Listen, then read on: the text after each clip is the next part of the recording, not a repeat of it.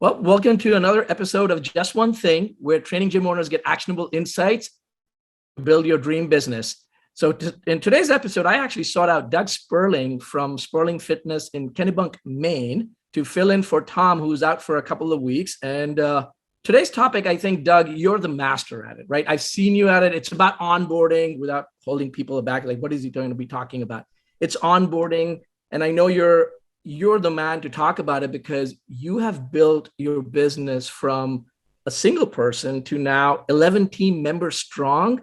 And the last time we connected, you were at 350 odd clients and you were inching up to reaching that coveted number of $83,333 a month, which kind of makes you in that elite club of being $1 million gym. So fill us in. Are you there now? Are you just there, not there? Just because that's been a few months since I last spoke to you. Well, first of all, thanks for having me on. I feel like I have big feet, but I got really big shoes to fill in for Tom here. But anyways, yeah, we're getting close. We're still trying to rebuild as many of them are from the COVID numbers. But yeah, we peaked around 360 clients. If you include our suspended clients, we do have quite a few. In many of the markets that might be familiar with the big seasonalities, we have a big summer drop off and things like that. So if you include our suspended clients, we actually manage well over 400 clients. But still striving for that magic 83.3. We've had months of 83 plus, 90,000 plus, but not stringing 12 of them together. That's the challenge, right? Right, that is the challenge. But you're on the run rate, right? You'll get to the run rate once that happens a few months in, and before you know it, then it's a reality. Yeah. Plus, it's not all about the money, right? I mean, it's good, but it's a good milestone. Don't get me wrong, it's a good milestone, but we want to try to have fun doing it and good team to support it and all that stuff. So. Yep. And I think one thing that people miss out, and I want to make sure my viewers know this, is you're also one of the few gym owners that I know of personally who are genuinely working on your business. And you've been able to use the business as a cash flow to fund your lifestyle and other ventures and other businesses that you have. Like you have a sprawling real estate venture, right? Like you have multiple Airbnb properties. And from what I know, like that's all possible only when you build in some great systems. And we could spend like sessions on and go through every single one of them, but just honing in on onboarding, like, because I think that the experience starts from there, right? So fill me in, like, what is onboarding for you? Break it up for us. Like, are there phases? Are there stages? What does it encompass? And we'll jump right in. Sure. Yeah. So, I mean, I do think onboarding is by far the most important aspect of the client experience, only because that's what kicks things off. And I'll never forget, we had a client, I still remember her name, Brenda. She was a sweetheart. She was with us probably 5 years ago. And on her way out, she canceled her membership. And I did an exit interview with her. And her biggest piece of feedback was that she felt like she didn't get onboarded properly. Wow. And that I'd never gotten that feedback before from a client, right? Because it's not their job to understand what onboarding, like what is onboarding. The client just shows up to work out and have fun. They don't even think about that. But ultimately, when I think about onboarding, the way we think about it here at Spurling is the ability to reduce as much overwhelm as possible. Right. So specifically, I'm more gearing probably this to gym owners who work with the general population, middle-aged people who don't love going to the gym, and more of, I know, both of our mutual gym owners are training gym owners. Right. And they, generally speaking, attract people. I'm not saying you don't need onboarding for other markets, but generally speaking, the intimidated person who is not used to the gym, they really, really need a strong onboarding program. So that experience from Brenda's feedback years ago was kind of the catalyst for me to say, listen, we had some at that point. We had some some content that got sent out in like an autoresponder or things like that. But it wasn't a true, what I would call, onboarding experience.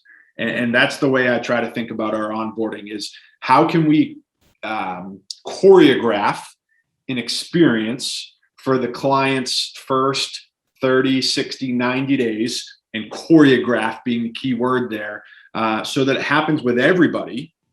And that's huge, right? It has to happen consistently. And it's choreographed, it's mapped out. It's not just random that it happens. And then realizing that onboarding can't just be a bunch of automated emails that go out to people. Well, perfect. I love that definition. I love both angles of it, like reducing overwhelm, choreographed experience, right? I mean, those are the three things that stand out for me. Timeline. So I'm going to hit this from different places. You spoke about timelines, 30, 60, 90 days. At what point in time does onboarding really end in your viewpoint? And I'm assuming, of course, the first few days are extremely important, but do you do something called pre-onboarding? Like, what are you doing before the customer joins in? So can we break that up from a timeline perspective, and tell us what you're doing at Spurling? Sure.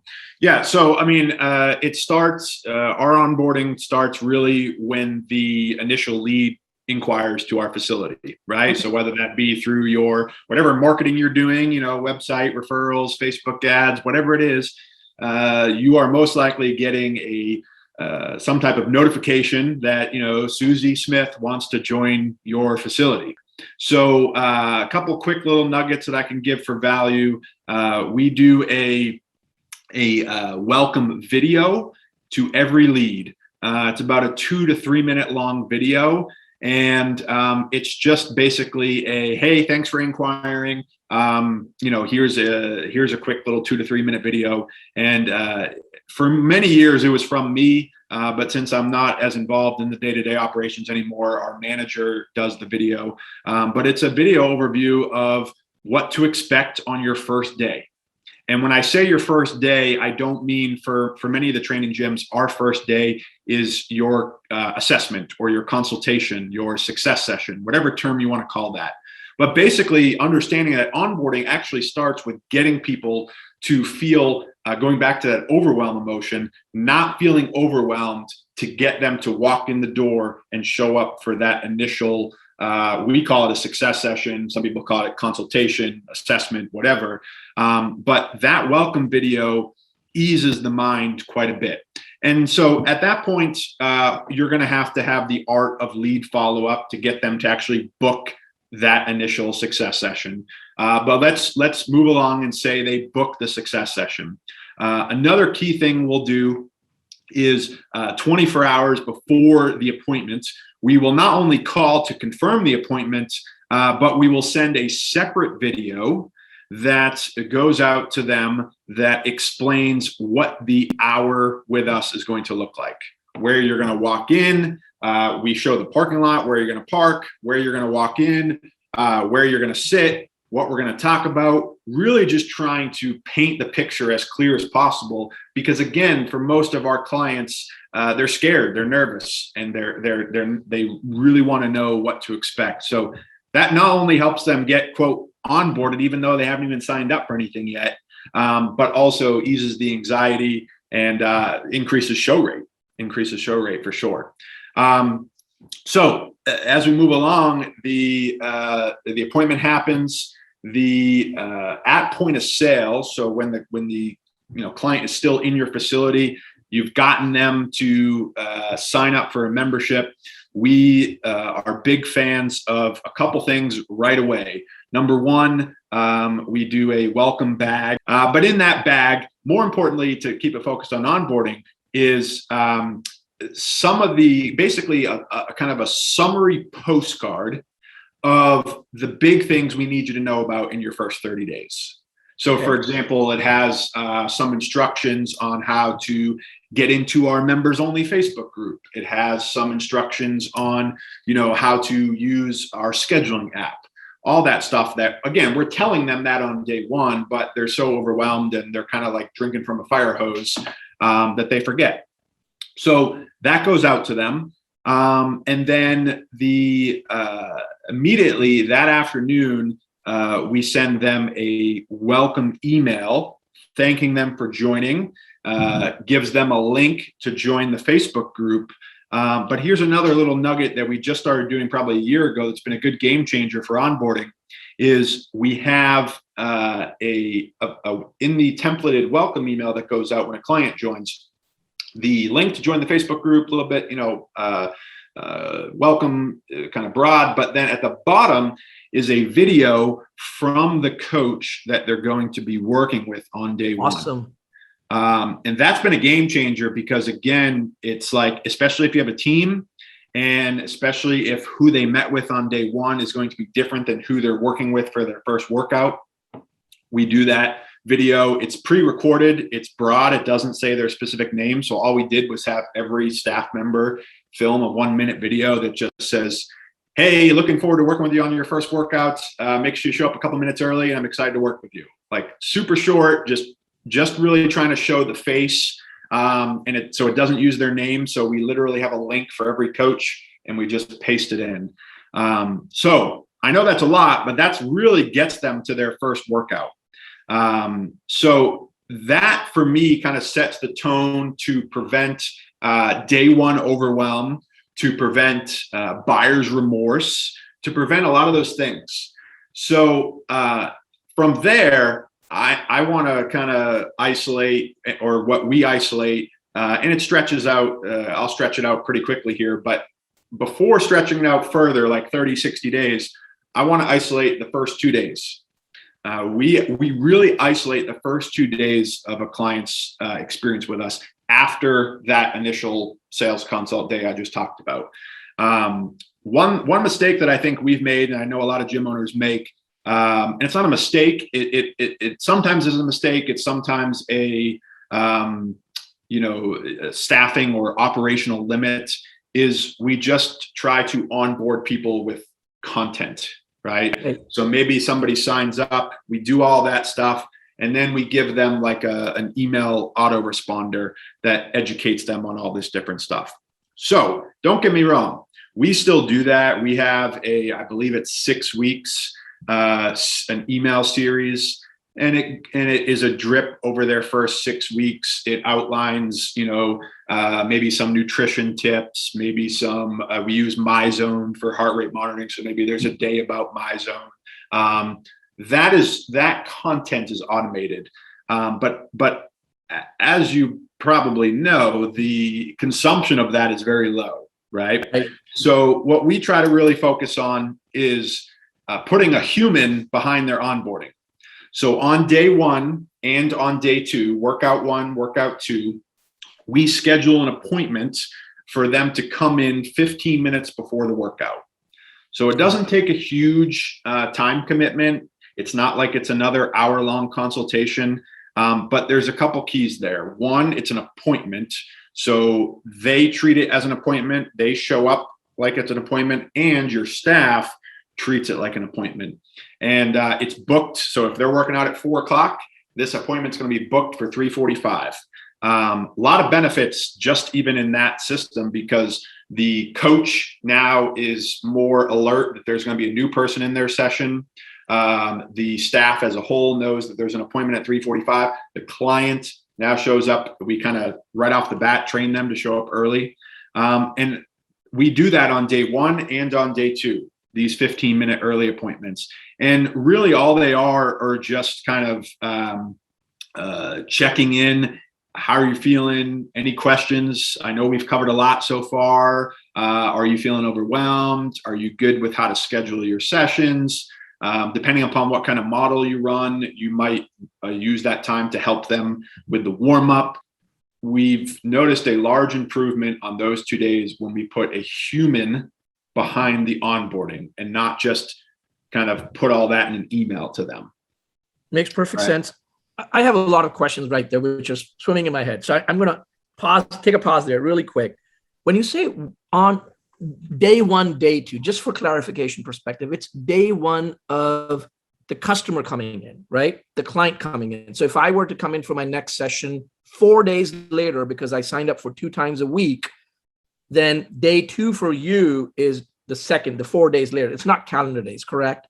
Correct. So it would be, let's role play. Today's Thursday. You had your success session, your sales consult today. That is what we talked about first one. And then you schedule next week's workouts for Tuesday and Friday. Your day 1 is Tuesday. Your day 2 is Friday. Perfect. Awesome.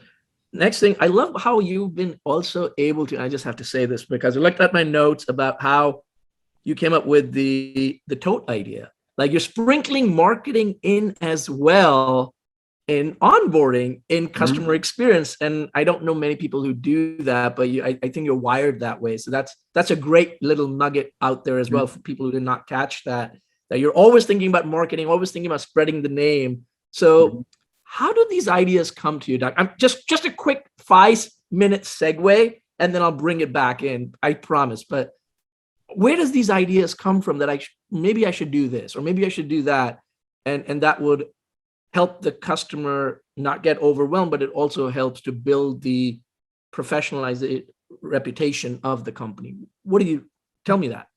Yeah, I mean, I think there's a lot there. One, I would say overall, it's a mindset that I always think there's a better way to do something.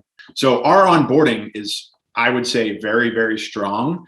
It's been years since we have gotten any type of negative feedback from our onboarding. But I still constantly, I have, Brian on my team. Brian's doing an onboarding audit this quarter. That's one of his projects. Go through every single piece of our onboarding, look at how it can be better. And then, there's, you said it in the beginning, there's something to be said for this is the kind of work that you do when you're working on the business rather than in the business.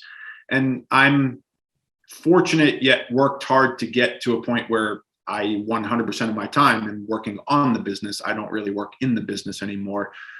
So I think I have a little bit more, I don't have to worry about the 9 o'clock session because I don't have to coach it. So I have a little bit more of a bird's eye view to look at, choreograph is a big word. We have a lot of people on our team that are into, the arts and the theater. I know you're connected with Mark Fisher, like that kind of theatrical choreographed. I think Disney's another good company to look at, right? All of that is choreographed. It's planned out. So I'm always looking at how can we, because it has to be choreographed. We say systematized, but even that word can feel dry because we're a client-facing business. We're not producing widgets, right? So if it feels too systematized, then you just feel like you're a number, right?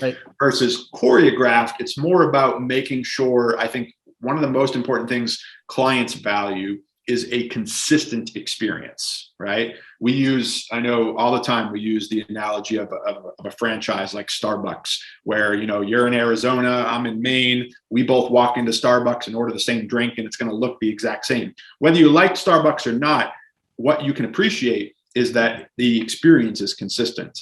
And so I think sometimes we deal with this with staffing, right? The 9 a.m. session with Susie is so much better than the 3 p.m. session with Mike. Well, why is that? They should be the exact same, right? So looking at your processes, looking at your deliverables, and trying to make it as consistent as possible.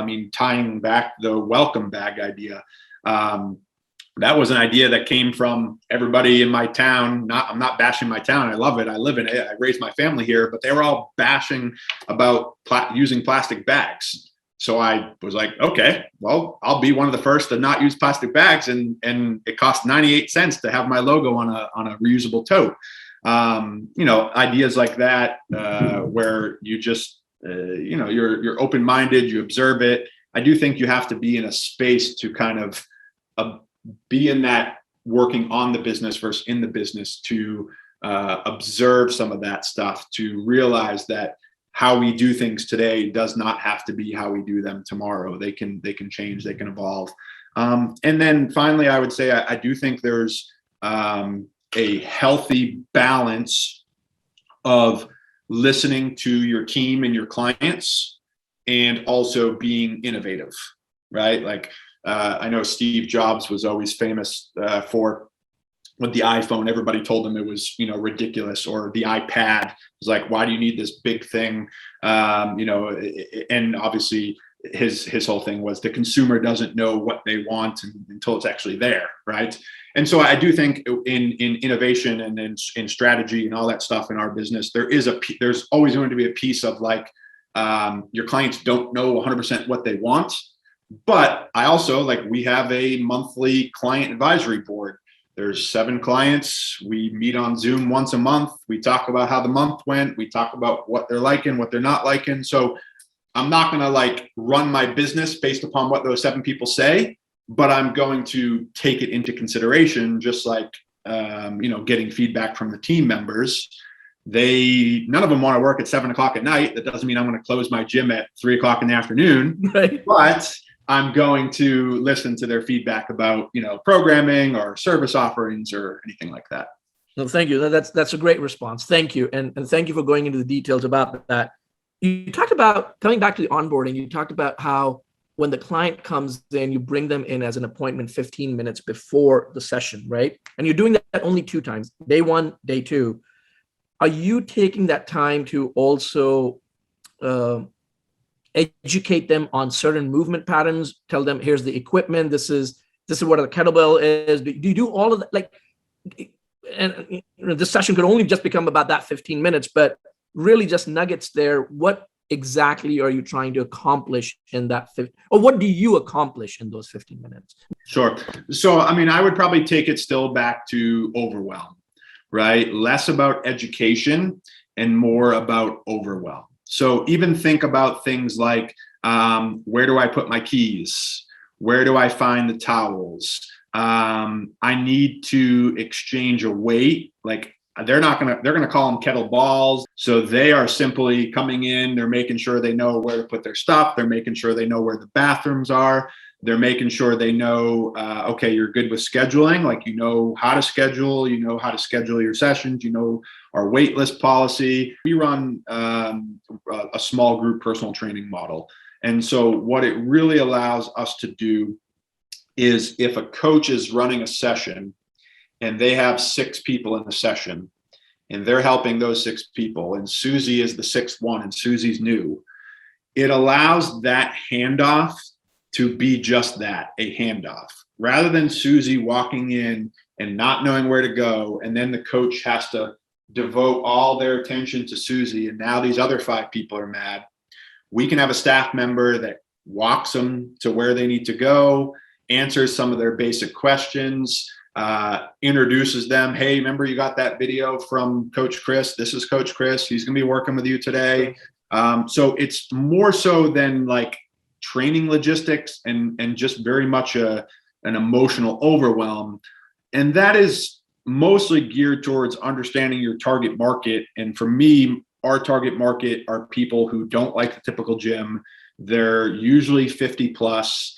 They are just here to feel better. They don't care. They don't want to have to think. They don't really care that they need to bench press 300 pounds. So yeah, the coaches are going to get into making sure, you do things safely and appropriately. And that's the actual coaching of the session. But for onboarding specifically, it's more just trying to eliminate the, this is behavior change for people. So if the behavior change seems too big, and we can't break it down like atomic habits, tiny habits, that whole small habit kind of approach. If we can't break it down and say, listen, like today you crushed it, like you showed up, you're good. We'll take care of the rest, right? We have a thing here to give credit we got from Alloy, the frequent sweaters board, which I know a lot of gyms have adopted, which is the 10 workouts. Get in here 10 times a month. Doesn't sound like a lot, but it's not overwhelming to the general pop. And so they can really focus on that small milestone, because if your onboarding is focused on learning all this technique or crushing 5 workouts a week or some crazy big thing, they're probably just going to shut down and realize that it's too big of a change, and then throw the towel in. That's beautiful. So day 1's done, day 2's done, and those are the 2 biggest. Like you said, if nothing else, onboarding is all about getting those pieces right, correct? Yeah. I mean, I think those if you were starting fresh, like I would get those in. And then I'm not discrediting, like I mentioned earlier, we have a 6-week email series autoresponder that goes out. I believe they get 3 emails a week for their first 6 weeks. And it's, there might be one on, like I said, there might be one on MyZone, because we use MyZone heart rate monitoring. There might be one on what to do when you're feeling sore. So think of it like your question on education. We will automate some of that education. Those would be kind of my big 3, like nail day 1, the pre stuff, right? Nail that, set the expectation, day 1, day 2, and then some type of, 4 to 6 weeks. I personally don't think it needs to be longer than that. We used to have a 100-day one, and the consumption just dropped way down. A month, 4 to 6 weeks, I feel like is enough. Plus, you're lucky if a third of your clients are going to open those emails anyways and read them. So we really try to use the human aspect of our business to help people get onboarded. Okay, fair enough. I think we should probably wrap this small piece in, because that's like I said, that's one aspect of onboarding. Day 1, day 2, day 3, hit those milestones. And then I'm going to probably talk about in another episode with you on the rest of the milestones, right? The next thing. So let's do that if that works for you. Sweet. Yep.